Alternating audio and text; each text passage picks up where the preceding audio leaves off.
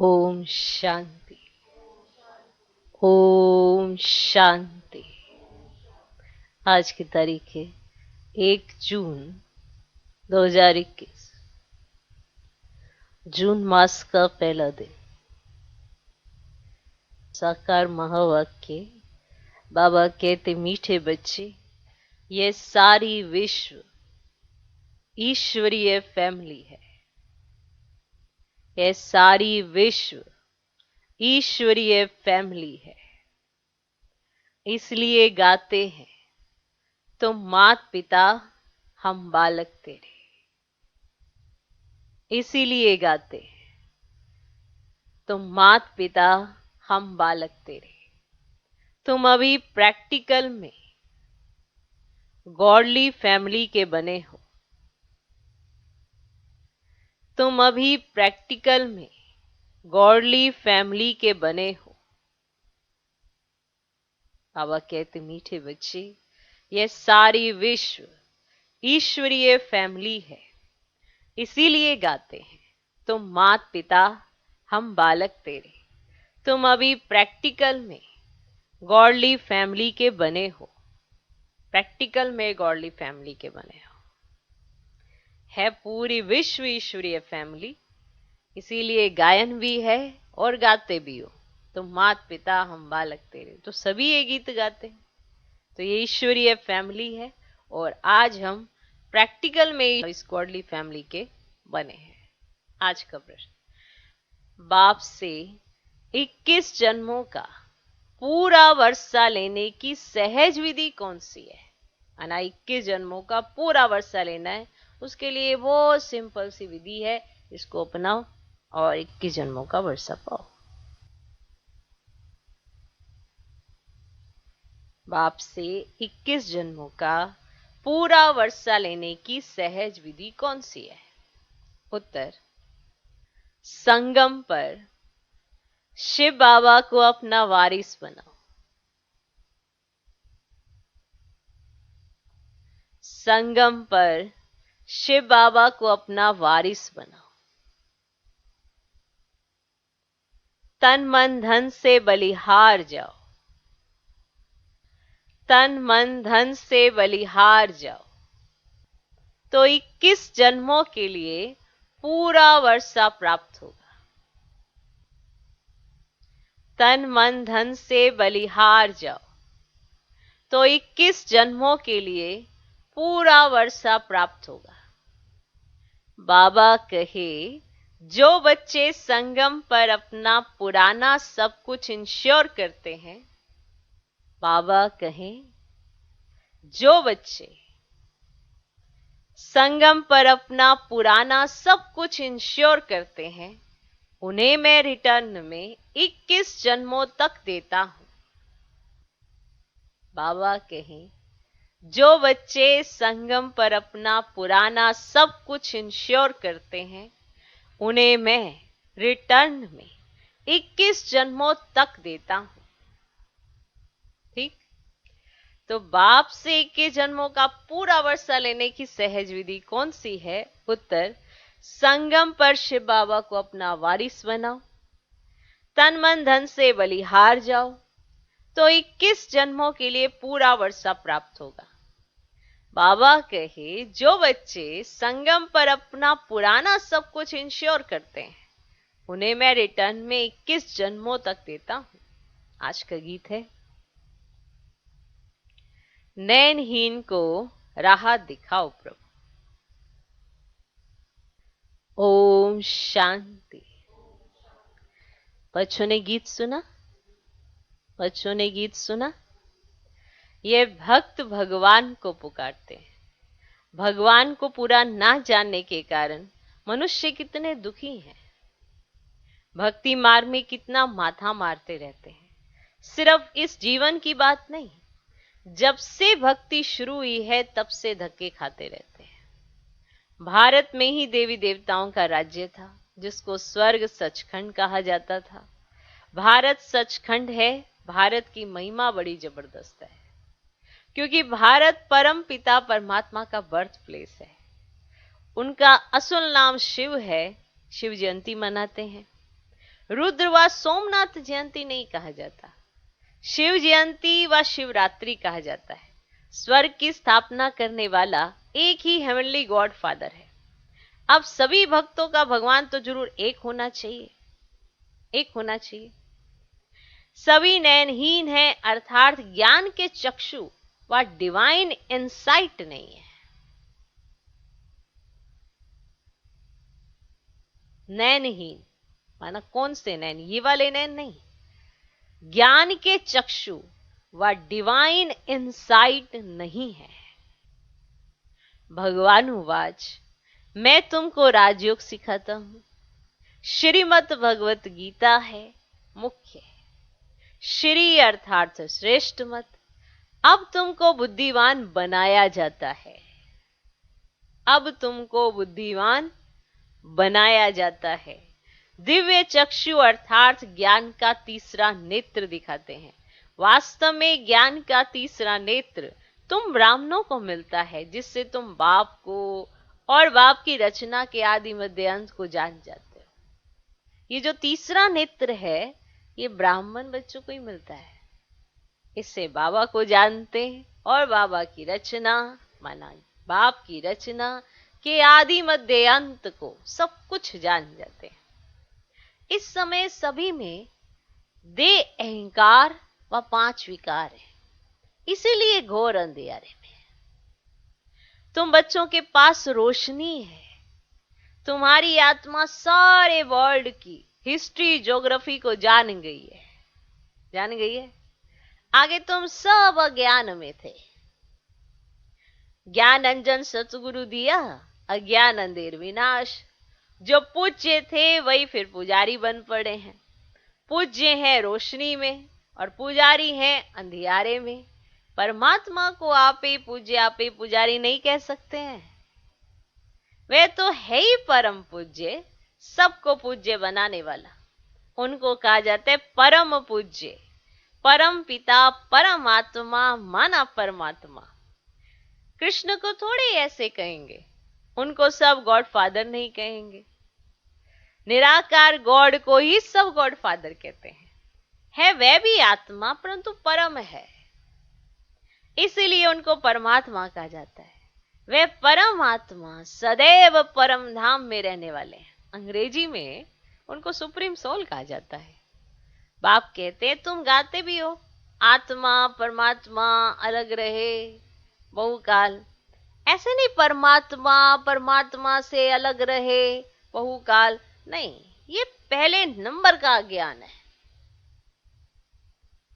पहले नंबर का ज्ञान है।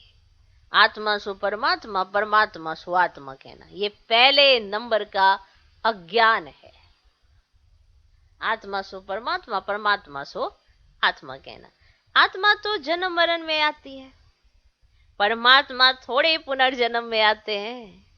बाप बैठ समझाते तुम भारतवासी स्वर्गवासी पूज्य थे, ह्यूमैनिटी के पूज्य सब देवी देवताएं थे, ठीक। ये सारी ईश्वर की फैमिली है, ईश्वर है रचता। गाया जाता है तुम मात पिता हम बालक तेरे, तो फैमिली हो गई ना। अच्छा भला यह बताओ तुम मात पिता किसको कहते हो? ये कौन कहते हैं? आत्मा कहती है तुम मात पिता। तुम्हारी कृपा से स्वर्ग के सुख गनेरे हमको स्वर्ग में मिले हुए थे, तुम मात पिता आकर स्वर्ग की स्थापना करते हो तो हम आपके बच्चे बनते हैं। किसके बच्चे बन जाते हैं? बाप के ना। तो बाप कहते हैं मैं संगम पर आकर राजयोग सिखाता हूं नई दुनिया के लिए। मनुष्यों की बुद्धि बिल्कुल ही भ्रष्ट बन गई है, स्वर्ग को नर्क समझ लेते हैं। कहते हैं वहां भी कंस जरासंधी हिरण्यकश्यप आदि थे, माना ऐसे असुर भी बहुत रहते थे, देवताएं भी रहते थे असुर भी रहते थे। तो स्वर्ग कैसा हुआ? अभी भी देखो कितने असुर हैं, तो स्वर्ग तो नहीं है ना, ये दुख ही दुख है। तो स्वर्ग को भी नरक ही समझ लेते हैं। कहते हैं वहां भी कंस जरासंधी हिरण्यकश्यप आदि थे। और बाप समझाते हैं क्या तुम भूल गए हो, है ना, समझाते हैं ना तुम क्या भूल गए हो। मेरी तो शिव जयंती भी तुम भारत में ही मनाते हो। अब गाया भी जाता है शिवरात्रि, कौन सी रात्रि? अब ये ब्रह्मा की बेहद की रात्रि, तो बाप संगम पर आकर रात्रि से दिन अर्थात नरक से स्वर्ग बनाते। अब शिवरात्रि के अर्थ का भी कोई को पता नहीं। अब भगवान है निराकार, मनुष्यों को तो जन्म बाय जन्म शरीर के नाम बदलते हैं, और परमात्मा कहते मेरा कोई शरीर का नाम नहीं है, मेरा नाम शिव ही है। मैं सिर्फ बूढ़े वानप्रस्थ तन का आधार लेता हूं। ये पूज्य था, अब पुजारी बना है। शिव बाबा आकर स्वर्ग रचते हैं, हम उनके बच्चे हैं, तो जरूर हम स्वर्ग के मालिक होने चाहिए ना। अब शिव बाबा है ऊंच से ऊंच, अब ब्रह्मा विष्णु शंकर का अपना अपना पार्ट है। हर एक आत्मा में अपना सुख दुख का पार्ट नूंदा हुआ है। हर एक आत्मा में अपना सुख दुख का पार्ट नूंदा हुआ है, हर एक आत्मा में। तुम जानते हो शिव बाबा के वारिस बने थे, जानते हो? शिव बाबा ने स्वर्गवासी बनाया था, तब उनको सब याद करते हैं, ओ गॉड रहम करो। अब साधु भी साधना करते हैं, क्योंकि यहाँ दुख है तो निर्वाण धाम जाना चाहते हैं। आत्मा परमात्मा में लीन हो जाती है, वह हम आत्मा सो परमात्मा, ये समझना रोंग है। अब तुम कहते हो हम आत्मा परम धाम में रहने वाली है, फिर देवता कुल में आएंगे, फिर 84 जन्म लेंगे। हम आत्मा वर्णों में आती हैं। अब शिव बाबा जन्म मरण में नहीं आते हैं, सिर्फ नारायण की डिनाइस्टी थी। जैसे क्रिश्चियंस घराने में Edward the first, second, third चलता है ना, वैसे वहां भी Lakshmi Narayan the first, Lakshmi Narayan the second, third, ऐसे 8 डिनाइस्टी चलती है। अभी तुम ब्राह्मणों का तीसरा नेत्र खुला है, तो बाप बैठ आत्माओं से बात करते हैं। तुम ऐसे 84 का चक्र लगाए, इतने इतने जन्म लेते आए हो। वर्णों का भी एक चित्र बनाते हैं, जिसमें देवता, क्षत्रिय, वैश्य, शूद्र, ब्राह्मण बनाते हैं। अब तुम जानते हो हम सो ब्राह्मण चोटी है। इस समय हमें ईश्वरीय औलाद प्रैक्टिकल में, इस सहज राजयोग और ज्ञान से हमको सुख घनेरे मिलते हैं। कोई तो सूर्यवंशी राजधानी का वर्षा लेते हैं, कोई चंद्रवंशी का। सारी किंगडम स्थापन हो रही है, हर एक अपने पुरुषार्थ से वह पद पाएंगे। देखो पोजीशंस कौन कौन सी होती है ये सबको पता है, पर उस पोजीशन तक पहुंचने के लिए पुरुषार्थ क्या करना है, ये हर एक के पुरुषार्थ से पता पड़ता है कि इस पोजीशन तक पहुंचेगा, क्योंकि वो खुद ही कर रहा है वो पुरुषार्थ। तो हर एक के पुरुषार्थ से वह पद पाए। कोई अगर कोई पूछे तो कि अभी पढ़ते पढ़ते हमारा शरीर छूट जाए तो क्या पद मिलेगा, तो बाबा बतला सकते हैं। किसी को लगे कि बाबा अभी तो जैसे हमारा पुरुषार्थ है उसके परमाणु, अगर हमारा कुछ ही दिनों में शरीर छूट जाए तो हम क्या पद पाएंगे, तो बाबा ऐसे नहीं कहते मैं नहीं बताऊं। बाबा हमेशा कहते बतला सकते, क्योंकि आपके पुरुषार्थ से आप क्या पद पाएंगे बाबा को झट पता चल जाता है। आपको भी पता ही होता है कि जिस तरह का मेरा पुरुषार्थ है, जिस तरह से मैंने अपना व्यक्तित्व बनाया है, क्या देवता बने हैं, कितने परसेंटेज तो वहां पर पहुंचे हैं, तो हर एक को पता पड़ जाता है। तो अगर कोई पूछे तो बाबा भी बतला सकते हैं। योग से ही आयु बढ़ती है, विक्रम विनाश होते हैं, और कोई उपाय पति से पावन बनने का नहीं है। पतित पावन कहने से ही भगवान याद आता है।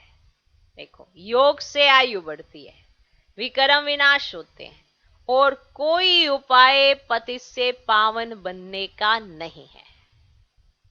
पतित पावन कहने से ही भगवान याद आता है, परंतु भगवान है कौन यह नहीं जानते। बाप कहते मैं आता ही भारत में हूं, ये मेरा बर्थ प्लेस है। ऐसे बर्थ प्लेस को देख के कितनी खुशी होती है ना, तो बाबा को भी इतनी खुशी होती है। ये मेरा बर्थ प्लेस है। सोमनाथ का मंदिर कितना आलीशान है, ये बाप बैठ बच्चों को समझाते। भक्ति मार्ग में फिर यादगार बनने शुरू होते हैं। जब पुजारी बनते हैं तो पहले पहले सोमनाथ का मंदिर बनाते हैं। भारत तो सत्युग त्रेता में बहुत साहूकार था, मंदिरों में भी अकिचार धन था, भारत हीरे तुल्य था, अब तो भारत कंगाल कोड़ी तुल्य है। फिर बाप आकर भारत को हीरे तुल्य बनाते हैं। कोई से भी पूछो क्रिएटर कौन है, कहेंगे परमात्मा।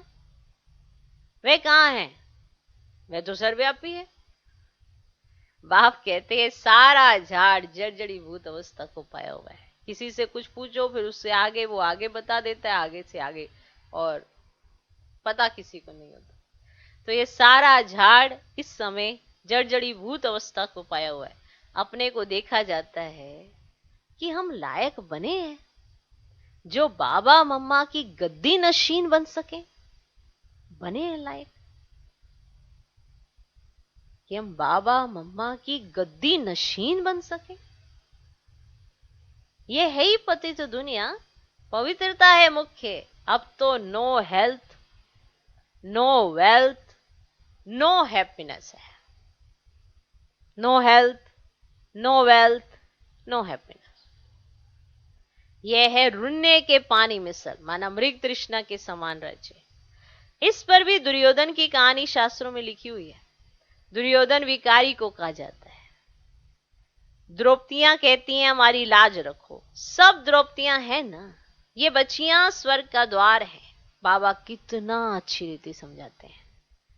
जिनका बुद्धि योग पूरी रीति लगा हुआ होगा तो धारणा भी होगी। नॉलेज ब्रह्मचर्य में ही पड़ी जाती है। बाप कहते ग्रस्त व्यवहार में रहते कमल फूल समान रहना है, दोनों तरफ निभाना है। मरना भी जरूर है। मरने समय मनुष्य को मंत्र देते हैं, तो बाप कहते कि तुम सब मरने वाले हो, तुम सब मरने वाले हो। मैं कालों का काश सबको वापस ले जाने आया हूं, तो खुशी होनी चाहिए ना। फिर जो अच्छी रीति पढ़ेंगे स्वर्ग के मालिक बनेंगे, नहीं पढ़ेंगे तो प्रजापद पाएंगे। यहां तुम आए हो राज्य पद पाने। ये पढ़ाई है, इसमें अंधश्रद्धा की तो कोई बात ही नहीं है। ये पढ़ाई है राजाई के लिए। जैसे पढ़ाई की एम ऑब्जेक्ट होते हैं ना, बैरिस्टर बनेगा तो योग जरूर पढ़ाने वाले टीचर से रखना पड़े। यहां तुमको भगवान पढ़ाते हैं तो उनसे योग लगाना है। तो बाप कहते हैं मैं परम धाम बहुत दूर से आता हूं। परम धाम कितना ऊंचा है, सूक्ष्म वतन से भी ऊंच। वहां से आने में मुझे सेकंड लगता है, समझा? उनसे तीखा और कुछ हो ही नहीं सकता। सेकंड में जीवन मुक्ति देता हूं। जनक का मिसाल है ना। अभी तो नर्क पुरानी दुनिया है, नई दुनिया स्वर्ग को कहा जाता है। बाप नर्क का विनाश कराए, स्वर्ग का मालिक बनाते हैं। बाकी सब आत्माएं शांति धाम में चली जाती हैं। आत्मा इमार्टल है, उनको पार्ट भी इमार्टल मिला हुआ है। फिर आत्मा छोटी बड़ी कैसे हो सकती है, अथवा जल मर कैसे सकती है ही स्टार, बड़ा छोटा हो ना सके। अब तुम हो God fatherly student. God father knowledgeful blissful है, वे तुमको पढ़ा रहे हैं ना। तुम जानते हो इस पढ़ाई से हम सो देवी देवता बनेंगे। तुम भारत की सेवा कर रहे हो। पहले पहले तो बाप का बनना है, और जगह तो गुरु के पास जाते हैं, उनका बनते हैं, अथवा उनको अपना गुरु बनाते हैं। अब यहाँ तो है बाप, तो पहले बाप का बच्चा बनना पड़े।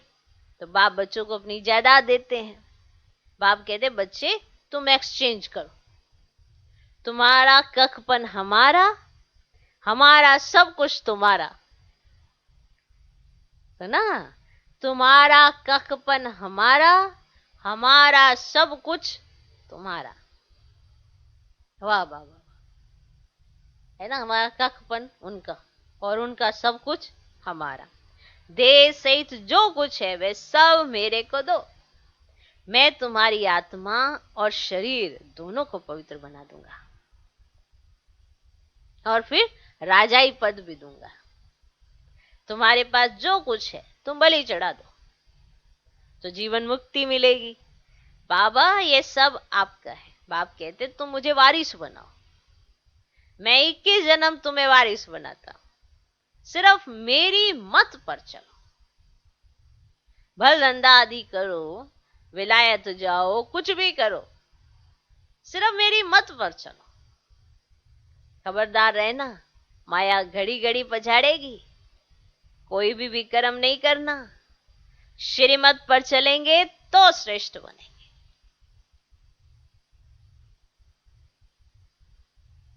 समझा?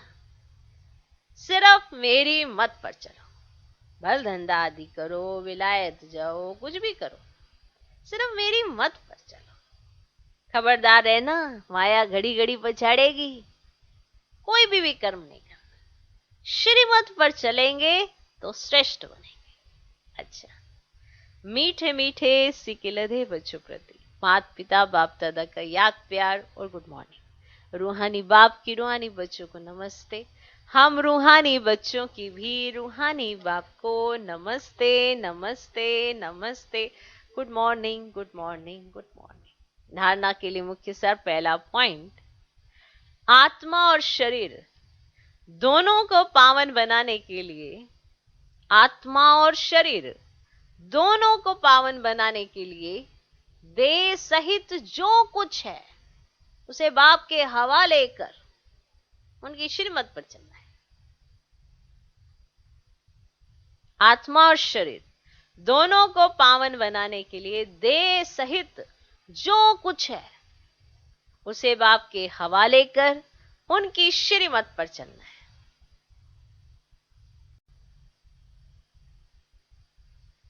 आत्मा और शरीर दोनों को पावन बनाने के लिए देह सहित जो कुछ है उसे बाप के हवाले कर उनकी श्रीमत पर चलना है। दूसरा पॉइंट, माता पिता के गद्दी नशीन बनने के लिए स्वयं को लायक बनाना है। माता पिता के गद्दी नशीन बनने के लिए स्वयं को लायक बनाना है। लायक बनने के लिए मुख्य पवित्रता की धारणा करनी है। माता पिता के गद्दी नशीन बनने के लिए स्वयं को लायक बनाना है। लायक बनने के लिए मुख्य पवित्रता की धारणा करनी है। लायक बनाना है, लायक। देखो, ये चेकिंग करना कि मैं लायक हूं या नहीं, तो जो श्रीमत है उस पे आप अपने आप को परख सकते हो। जो कहा है उसके ऊपर आप अपने आप को परख सकते हो। मान लो कोई सिचुएशन हो जाती है, कहा जाता है आप शांत रहना, संकल्प मत चलाना, सब अच्छे से अच्छा होगा, फिर भी शांत भी नहीं रहते, संकल्प भी चलाते हैं और अच्छा भी नहीं सोचते, तो ये क्या विपरीत हो गया ना? तो ये विपरीत जाना हो गया। देखो, एक स्थूल कार्य में श्रीमत का आधार जो इसीलिए कहा जाता है, छोटे छोटे स्टेप से आप दिखाई पड़ते हो कि आप श्रीमत का पालन कितना करते हो। तो पहले स्थूल के छोटे छोटे स्टेप से दिखाई देते हो, फिर सूक्ष्म के माना आपकी मनोवृत्ति से दिखाई देते हो कि आप श्रीमत का पालन कितना करते हो, कि आपके मन में कैसे संकल्प आते हैं। ऊपर तो उठना ही है। अब ये तो है नहीं कि बाबा ने कहा यहां नहीं बैठे यहां बैठ जाओ, यहां ना बैठो वहां खड़े हो जाओ, ठीक है। अब साकार में बाबा हो ऐसा कहे तो बहुत अच्छा लगता है, चलो बाबा ने ऐसा कहा, बहुत अच्छा लगा, बाबा ने कहा यहाँ नहीं बैठना यहाँ बैठो, यहाँ नहीं खड़ा होना यहाँ, तो माना वो फॉलो करना कितना आसान लगता है, लेकिन आसान होता नहीं है। जब साकार में होते हैं, स्थूल हम तभी फॉलो कर पाते हैं जब सूक्ष्म फॉलो करना शुरू कर देते हैं। हम कई बार समझते हैं कि हम स्थूल फॉलो करेंगे तो सूक्ष्म फॉलो करेंगे, पर जब तक सूक्ष्म में हमारे ऊपर स्टैंप नहीं लगी है बाबा के प्यार की या उनकी श्रीमत की या उनके कहने की, तो हम सूक्ष्म से ही स्थूल में आते हैं, जिससे हमारी एक्टिविटी से दूसरे को पता चल जाता है कि ये ना हर घड़ी उन्हीं को फॉलो करते हैं, कि वो क्या कह रहे हैं ये उसी के हिसाब से चल। इसके लिए प्रूफ करने की जरूरत नहीं होती है। होती है क्या? होती है। बाबा ने मुरली में कहा ऐसा करना है, आपने प्रैक्टिकल किया, आपने किसी को बताया नहीं बताया, पर आपकी एक्टिविटी से सबको पता चल गया कि ये कैसे चलते हैं, इनके चलने का आधार क्या है, बेस क्या है इनका। ठीक। अब मधुबन से हेडक्वार्टर से सारे सेंटर्स पर डायरेक्शंस जाते हैं, श्रीमत है ना वो तो। अब जो जो सेंटर्स वाले उसका पालन करते हैं तो हेडक्वार्टर तक आवाज भी जाती है कि वो देखो उन्होंने एक्यूरेट पालन किया है, तो आवाज तो जाती है ना, पता तो सबको चलता है। अब वहीं पर कोई अपोज करता है, कुछ ना कुछ ऊपर नीचे होता है, तो तब भी आवाज जाती है। कोई संकल्प चला देता है और फिर किसी और के साथ शेयर कर देता है या मुंह बना लेता है, तब भी आवाज जाती है। तो आप फॉलो कैसे करते हो, स्टेप बाय स्टेप कैसे चलते हो, फुटप्रिंट पर कैसे चलते हो, बाबा को फॉलो करते हो, आपस में हम जीन्स को फॉलो करते हो, सब कुछ दिखाई देता है। ऐसी बात नहीं है कि दिखाई नहीं देता। अब माता पिता के गद्दी नशीन बनना है तो ये भी चेकिंग करनी है कि हम लायक कितने बने हैं।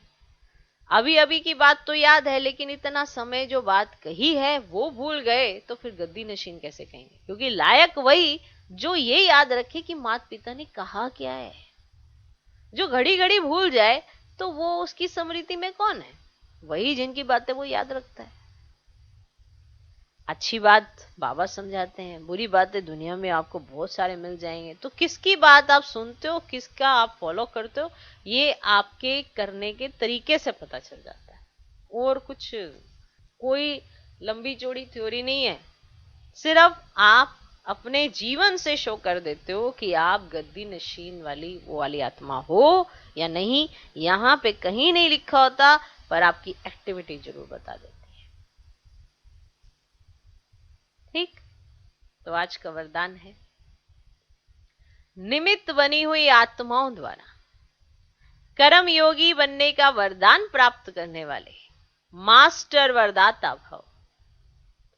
निमित्त बनी हुई आत्माओं द्वारा, निमित्त बनी हुई आत्माओं द्वारा माना निमित्त बनी है, टीचर्स हैं, दादियां हैं, जो भी निमित्त किसी भी कार्य के प्रति कोई निमित्त बने होते हैं। किसी को कोई डिपार्टमेंट दिया होता है, वो निमित्त होती है उस जगह की, माना जिम्मेवार होती है, जवाबदारी होती है उसकी, फिर उसी से पूछा जाता है, सबसे थोड़ा पूछा जाता है। तो निमित्त बनी हुई आत्माओं द्वारा कर्म योगी बनने का वरदान प्राप्त करने वाले मास्टर वरदाता भव। कर्म योगी बनने का वरदान प्राप्त करने वाले मास्टर वरदाता भव। निमित्त बनी हुई आत्माओं द्वारा कर्म योगी बनने का वरदान प्राप्त करने वाले मास्टर वरदाता भव। जब कोई भी चीज साकार में देखी जाती है तो उसे जल्दी ग्रहण किया जा सकता है। माना अगर कोई किसी को प्रैक्टिकल में कोई काम करते हुए देख ले तो उस चीज को अडॉप्ट करना ज्यादा आसान हो जाता है कि किसी ने ऐसा करके दिखाया है। ऐसे ही होता है ना, किसी ने ऐसा करके दिखाया। तो जब साकार में कोई चीज देखी जाती है तो उसे जल्दी ग्रहण किया जा सकता है। इसीलिए निमित्त बनी हुई जो श्रेष्ठ आत्माएं हैं, उन्हों की सर्विस, त्याग, स्नेह और सर्व के सहयोगीपन का प्रैक्टिकल कर्म। एक तो जो निमित्त बनी हुई आत्माएं, उनकी जो सर्विस है, उनका जो त्याग है, उनका जो स्नेह है, और वो जो दूसरों को सहयोग देती हैं, तो ये जो प्रैक्टिकल कर्म देखने से जो प्रेरणा मिलती है वही वरदान बन जाता है। हाँ लो, सहयोग कैसे दिया जाता है? तो कोई एक ऐसी आत्मा है जो सबको सहयोग देती है बिना कोई संकल्प चलाए, तो उसको देख के महसूस होता है कि अगर ये आत्मा सहयोग दे सकती है, इसका मतलब मैं भी दे सकती हूं। तो उसके माध्यम से हमने प्रैक्टिकल देखा सहयोग कैसे दिया जाता है, तो प्रेरणा मिलती है। जैसे कोई आत्मा त्याग के मामले में नंबर 1 है और वो ये भी नहीं सुनाती कि मैंने क्या क्या त्याग किया, और त्याग में वो नंबर 1 है। त्याग जब करने की बारी आए, जब भी पीछे हटने की बारी आए, किसी को आगे बढ़ाने की बारी आए, तो वो नंबर 1 है। चाहे कोई भी सेवा अर्थ, चाहे कर्मणा सेवा लगाओ, चाहे स्थूल या सूक्ष्म या जो भी सेवा है, उसमें वो आत्मा नंबर 1 है। तो जब किसी आत्मा को देखा जाता है कोई कर्म करते हुए, तो एडॉप्ट करना बड़ा आसान हो जाता है और वो दूसरी आत्मा के लिए क्या बन जाता है? वरदान बन जाता है। जब निमित्त बनी हुई आत्माओं को कर्म करते हुए इन गुणों की धारणा में देखते हो, तो सहज कर्म योगी बनने का जो इससे वरदान मिल जाता है। ये आपने देखा कि ये वाली आत्मा में ये वाले गुण तो हैं, इसका मतलब ये गुण अडॉप्ट किए जा सकते हैं, क्योंकि पहले तो इसमें नहीं थे, लेकिन जैसे ये बाबा की बनी आत्मा तो इसमें ये गुण आ गए, तो इसका मतलब प्रैक्टिकल आए जा सकते हैं, तो सहज वरदान मिल जाता है। जो ऐसे वरदान प्राप्त करते रहते वे स्वयं भी मास्टर वरदाता बन जाते हैं। क्लियर हुआ? वरदान क्लियर हुआ कि माना प्रैक्टिकल किसी के जीवन में जब गुण देखे जाते हैं तो वो अडॉप्ट करने बड़े आसान हो जाते हैं। जैसे आप किसी को देखते हो, ये तो अथक है, फिर भी कोई संकल्प नहीं चलाती आत्मा, हर बात में अपना भाग्य ही समझती जाती है। अथकपने का इसको जैसे कि ना वरदान ही मिला हुआ है। तो अथकपना किसी का देखकर उस चीजों को अडॉप्ट करना बड़ा आसान हो जाता है। क्योंकि आपने प्रैक्टिकल देख लिया, सिर्फ किताबों में नहीं, प्रैक्टिकल देखा किसी के जीवन में। आज का स्लोगन, नाम के आधार पर सेवा करना अर्थात ऊंच पद में नाम पीछे कर लेना। अगर यहां पर आप सेवा नाम के आधार पर करते हो कि आपका नाम होना चाहिए, तो फिर आप ऊंच पद में नाम पीछे कर लेते हो। नाम के आधार पर सेवा करना अर्थात ऊंच पद में नाम पीछे कर लेना। माना यहां तो आपने अपने नाम के पीछे बड़ी शौफ कर दिया, लेकिन जहां पर बाप के आगे नाम बनाने की बात थी, वहां पे आपका नाम पीछे हो गया। तो नाम के आधार पर सेवा करना अर्थात ऊंच पद में नाम पीछे कर लेना। मातेश्वरी जी के अनमोल महावाक्य, सच्चे पातशाह परमात्मा से सच्चा होकर रहो। सच्चे पातशाह परमात्मा से सच्चा होकर रहो। इसी समय अपने को बाप परमात्मा द्वारा यह फरमान मिला है कि निरंतर मेरी याद में रहो। योग का अर्थ है ईश्वरीय याद में रहना। योग का अर्थ कोई ध्यान नहीं है, योग का अर्थ है ईश्वरीय याद में रहना। तो योग का अर्थ कोई ध्यान नहीं है, अपना यह सहज योग जो चलते फिरते काम काज करते उसकी याद में रहना, जिसको ये अटूट अखंड योग कहा जाता है।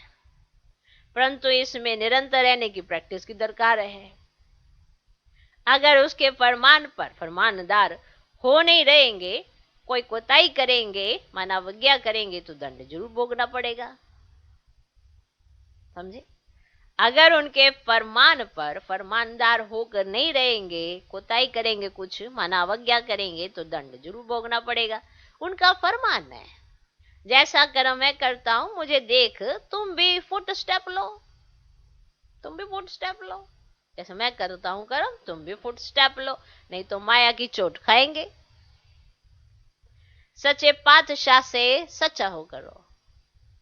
जो भी कुछ माया का विघ्न सतावे वो भी इनके आगे रखना चाहिए। अगर आपको कोई भी ऐसे माया का विघ्न सतावे तो वो भी इनके आगे रखना चाहिए कि बाबा हमको ये माया का विघ्न सताता है, तो वो भी इनके आगे रखना चाहिए। तो उनकी मदद से माया हट जाएगी, रास्ता क्लियर हो जाएगा। फिर तो जहां बिठाए, जैसा चलाए, जो खिलाए, रास्ता क्लियर हो जाएगा। ऐसा साथ देने की बहुत हिम्मत चाहिए। माना बच्चों को ऐसा बाप को हवाले करना अपना। ऐसे महान सौभाग्यशाली बिल्कुल थोड़े निकलेंगे। वह विजयमाला में आएंगे, जाएंगे ना, क्योंकि इतने महान सौभाग्यशाली जो अपना सर्वस्व कुर्बान कर दें, जो अपनी बुद्धि का भी समर्पण कर दें, सब कुछ कुर्बान कर दे। कोई भी माया का ऐसे मन वार हो वो भी बता दे कि ऐसे वार होता है, सब कुछ बलियार कर दे, रास्ता साफ है। तो ऐसा साथ देने की बहुत हिम्मत चाहिए। ऐसे महान सौभाग्यशाली बहुत तो थोड़े निकलेंगे, वे विजयमाला में जाएंगे। बाकी भाग्यशाली जो थोड़ा बहुत लेकर जाकर प्रजा बनेंगे। तो थोड़ा मिलने में खुश नहीं हो जाना, अपनी इच्छा तो संपूर्ण हो। माना मुझे कैसा बनना है, बाबा जैसा। माना थोड़ा भी चलेगा क्या, मेरा बाप इतना अच्छा और बच्चा देखो कैसा, तो ऐसा तो अच्छा नहीं लगेगा ना। तो अपनी जो इच्छा होनी चाहिए वो संपूर्ण हो। सांस रखो, आगे बढ़ना है। माया विघ्न डालेगी, परंतु उसके ऊपर विजय पानी है। इसमें अगर भूल की तो निश्चय की कमी है, कुछ अपनी धारणा में कमी है, यह तो अपना कसूर है ना। अगर कुछ भी ऊपर नीचे होता है, बाबा ने तो सब बता दिया ना, अगर कुछ भी ऊपर नीचे होता है तो आपके निश्चय की कमी है या अपनी धारणा में कमी है, ये तो अपना कसूर है। इसमें लोक लाज कुल मर्यादा को तोड़ना पड़ता है। जब ये तोड़ेंगे तो तब ही सच्चे पारलौकिक दैवी मर्यादा को पाएंगे। जब यहाँ की लोक लाज कुल की मर्यादाएं कि हम क्या करें कैसे करें ये सब कुछ तोड़ेंगे, तभी तो सच्चे पारलौकिक दैवी मर्यादा को पाएंगे। ये विकारी दुनिया तो जाने वाली है। देखो मीरा ने भी लोक लाज खोई तब गिरधर को पाया। अगर उस लोक लाज को रखेंगे तो इस दैवी लोक के भांति बन नहीं सकेंगे। अब कल्याणार्थ ईश्वरीय राय तो दी जाती है, अब ये ईश्वरीय राय है ना, दी जाती है। अब ये अपनी बुद्धि का फैसला करना है, क्या करना है, क्या उचित है। ये तो आपको देखना है ना कि आपको दुनिया को देखना है या ये दुनिया जो खत्म ही होने वाली है उसको देखते रहेंगे तो क्या पाएंगे। तो ये तो आपका फैसला है ना। हाँ, बुद्धि दी जाती है, राय दी जाती है, समझाया जाता है। अब आपका कल्याण हो जाए तो ईश्वरीय राय दी जाती है, तब अब ये राय दे तो दी है, अब बाकी आपको अपनी बुद्धि का फैसला करना है, क्या करना है, क्या उचित है, ये तो आप देखें। समझाया तो जाता ही है, तो ऐसे समझाया। अच्छा, ओम शांति, ओम शांति। अब देखो मम्मा बैठी है तो क्या होता है, जैसे माताएं, कन्याएं या कोई भी आती है ना, ऐसे जून मास में कुमारियों की भर्ती रखते हैं, माना टीचर ट्रेनिंग रखी जाती है, तो मम्मा ऐसे समझाती है कि भैया या तो दुनिया को देख लो या तो अपने बाप को देख लो, एक ही बात देखने को मिलेगा, निर्णय तुम्हारा है, क्या देखना है तुमने, चॉइस तो तुम्हारी है ना, क्या कर सकते हैं, कर्म तो हर एक का अपना अपना है। कोट पैंट वाला चाहिए या हाँ क्या कहा था, पीताम्बरधारी मुरलीधर चाहिए, कौन चाहिए, तो ये आपका फैसला है ना। मम्मा ने तो फैसला कर लिया कि मुझको कौन चाहिए, तो आप भी अपना फैसला करो, आपको कौन चाहिए। तो दुनिया की लोक लाज देखनी है या दैवी कुल की लोक लाज देखनी है, तो निर्णय तो आपका है, अपने हाथ में है। तो ऐसी जो बांदीलियां कहती है ना कि ऐसा होता है, ऐसा होता है, तो मम्मा तो एक तो जवाब देती है, ऐसा है तो ऐसा है, ऐसा नहीं है तो ऐसा नहीं है, बस खत्म। ठीक। ओम शांति।